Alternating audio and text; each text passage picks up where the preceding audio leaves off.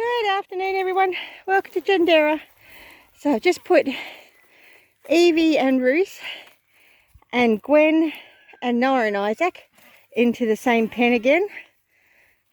Well, not again. This is the first time Evie's been with the bucklings and Ruth's been with the bucklings.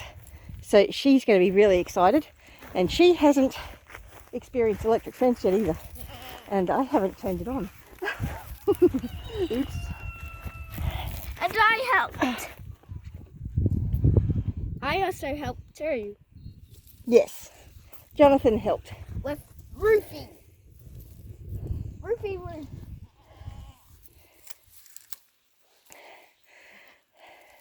So it's the first time the bucklings have been around a nanny that is not their mum.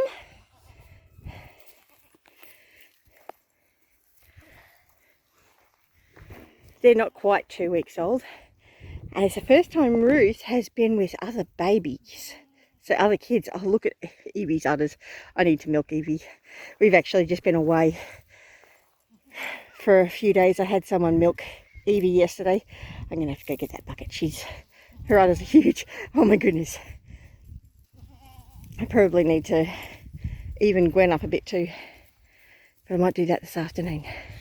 And we'll so it's find a colour for Ruth. Yes, we've got to find a collar for Ruth still.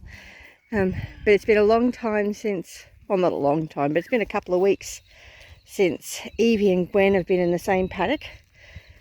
So they'll have to re-socialise and get acquainted. So I'll have to get some more hay for them. And I need to get that poor girl up on the milk stand because look at those udders. And I'll bring Ruth for that colour. Oh. Yeah, we've got to get that Ruth for collar for Ruth. Oh, tongue-tied. Tongue twisted. One thing I hate about going away anywhere is I just don't sleep when I'm anywhere else for a couple of days. But those udders desperately need milking. So I'm going to go and get myself organised to do that. And we'll catch you in a little while. Now Miss Evie has been milked. I haven't milked her out completely because she's still got the rest of the day with little Ruth. So, and Ruth, put the collar on Ruth. Yes, Ruth's just gotten a new little collar to make it easier to walk her around on a lead. And Gwen's doing well and the boys are doing well. Evie's doing well. Yes, Evie's doing well. She's happy now that she's milked. She's just going to go and investigate some water. And Ruth actually drank some water when Evie was getting milked. Okay. She's a bit young for drinking water, but that's not tragic. Looks like she's having a drink too, actually. Oh. Okay. Well, looks like everyone's doing well in here. And hopefully Ruth figures out without too much of a shock that the electric fence is something you should keep away from. But they seem to be... And I am now out of that pen. Yes. Gavin did say when he came to get Evie to bring her to the milk stand for me that the girls started having a bit of a tussle, but that happens. That's perfectly normal for goats. They need to... They both headbutted at the same time. They headbutted at the same time. Yeah, well, they've got to work out who's top goat again. Generally speaking, it is Evie. She is the bigger of the goat. And she's the alpha of that flock. Yes, she's the alpha of our herd of goats. Just make sure that... Sorry, just have to make sure that that gate was latched up properly. The two little boys, I think, are over there in the shade. Yeah, they are. Gwen's just having some food. And Evie's gone to sit down over there. I should probably go in there actually and fix that shade cloth up so it's over the house again. But it's blown away. Why? I can sit on it. You're not supposed to be sitting on it. I'm going to go pick up the shade cloth. Oh dear. It's a bit of a challenge. He's totally not supposed to be sitting on the shade cloth. The shade cloth's there to protect the goats. No, you don't need to come in. great disappointment. Yes, the two little boys are there.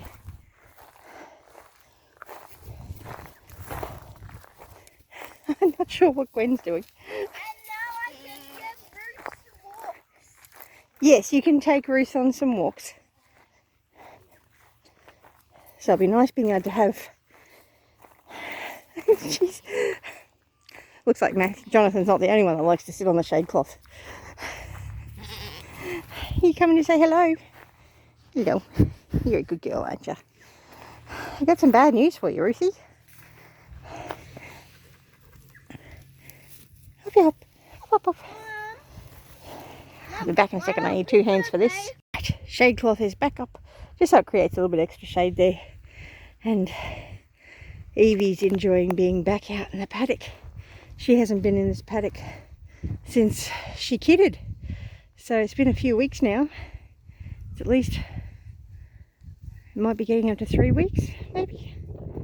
I'm not sure. I'd have to check how old Ruth is. But it's nice to have the herd back together again and not separated. I may just put the 5 of them in the little mobile pen overnight. I'm not sure, because I don't think they won't share that little house, so I'd have to get another little house to put in there, which is not impossible. Just take a little bit of working out. Ruthie's probably nearly old enough to be left out here, but I just don't want to risk having them taken by a wild dog, or a neighbour's dog, or a fox. I think Ruth's big enough now not to be taken by a fox. But the 2 baby goats? Oh, the 2 boys are. The 2 boys are still way too little to be out in the main paddock. Yeah. So yeah, anyway, that's the goody update for today. Got to go check on the chicks. They need to... I've come back from being away for 24 hours and they seem to have doubled in size. They need to be out of the brooder and in a mobile pen, because the brooder's just too small for them. Yes, I'm going to do that now. Oh dear, I need a holiday to get over my holiday. Not that it was a holiday. We were only away for 3 days. Well, not even that really, because we arrived at the campsite 8:30 Friday night, and we've gotten home 11 o'clock Sunday morning, so Quinn's going, I'm the king of the castle. He was going, how do we fix this? I'm the king of the castle. So these girls need to get reacquainted. Yes, Jonathan. You want to change these bricks? They're both bricks.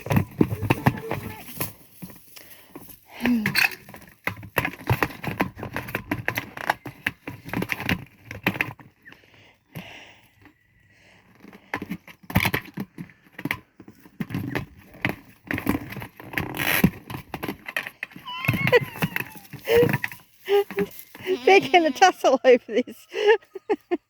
Oh dear. They definitely need a bale of hay in here. But they already have a bale. No, they have a biscuit. They need a bale of hay to be able to play on. Oh, that type of bale. Yes. So I might just take the one, because I have got 2 over there. I might see if I can bring one of those back in here. So yes. Anyway, that's the goaties. They're doing well. It's the boys. And that's the update. And that's the update for today. Although I'll probably do one with the chicks in a bit too. So I'll be back in a bit. The girls are getting to know each other again. They're likely to be quite entertaining today. I should set the phone up to record. They're going to be very entertaining today as they get reacquainted. They'll probably be very entertaining tomorrow too. Oh, they'll probably have sorted it out by then, but maybe. This is actually quite entertaining. entertaining. Oh, hello.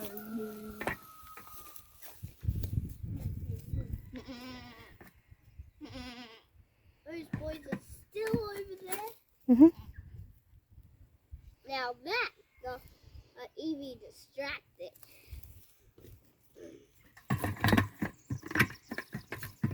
Come on, Ruth. Jonathan, you're likely to get yourself buttered doing that. She does not need to be picked up and brought over to the boys. Why did you do that? The boys are having a rest.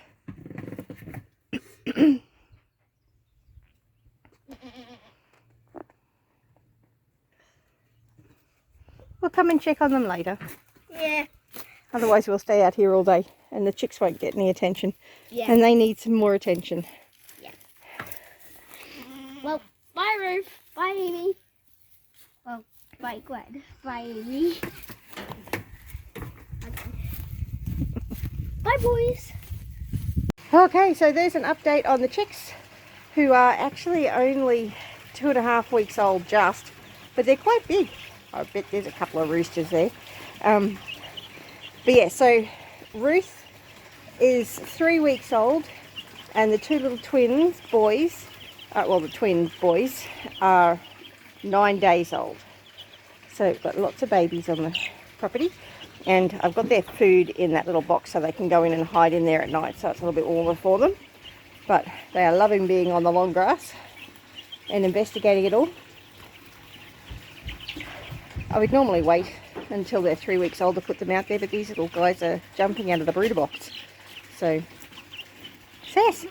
So that is the chickie update. And of course, somebody was a big help. Uh-huh. And what else have you been helping me with? Shall we show them what we're doing with the pigeon peas? Yep. Okay. That plant is a pigeon pea.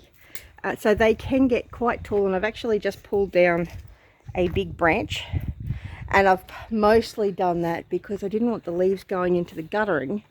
And I'm wanting to coppice this so that it starts growing lots of little sprouts about that height. So that it'll be really good fodder for the goats. And I'll probably plant it all the way along here, so it's a good fodder spot. So Jonathan has been, and I have been collecting the seed pods. You want to show everyone the seed pods? So that's a seed pod that he's just opened, and they're the little seeds.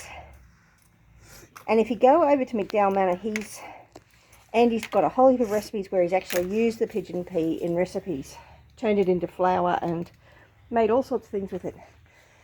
So, but the goats absolutely love this, and it's a really nice bit of a canopy layer, I guess, for your garden, and it helps to put nitrogen in your soil. So you could have your annuals growing underneath it because it's giving a bit of shade, but it's also fertilising the soil, and you can use it as a chop and drop. This is bending over a lot because I've been intentionally bending it over because I didn't want to fill my gutter with leaves or pigeon pea seeds. So these are the little flowers. Let's see if I can focus on them properly. There's the little flowers. And they're quite pretty. And they go through the different stages. And then become that. And then you're waiting. So those ones aren't dry enough yet, but there's one up here. You can hear it rattling. So you know that one's ready to harvest. If you don't harvest any time, it just pops out on the ground. So this is little pigeon pea seeds. Yeah, they're little pigeon peas. Pretty cool, huh? It's a fantastic food crop. And the pigeon pea just has 1,000,000,001 uses. It is just such a fantastic, useful plant. And this is a pigeon pea seed. Really is. I should do a video totally on pigeon peas. I've actually got a heap of them in little seedling trays at the moment that I'm working on germinating, so I know where they all are when I plant them. Yes, we're going to have hundreds and hundreds of seeds, which is fantastic because I can eventually use this a little bit like hay and feed it to the goats for when we're in drier weather, because the pigeon pea will keep growing even in dry weather. It's because its root structure goes down a lot deeper than grass or hay. yeah, grass or hay, it's going to survive better in the drier times. So it's going to, bit like tree hay really. I can use it as, so I can chop and drop it for the garden to feed the soil. I can also use it as a fodder crop for the goats. The goats love it, absolutely love it. It was the pigeon pea and the mulberry that the goats demolished when they escaped. And Jonathan's trying to pick up all the little seeds. In there, darling. No, that's not good. But we're going to go get some hay for the goats. And I'm picking up seeds. Yes. Anyway, so you remember, you're either green and growing or red and red. He said it. And we'll catch you in the comment section. Bless you. Bye. Bye.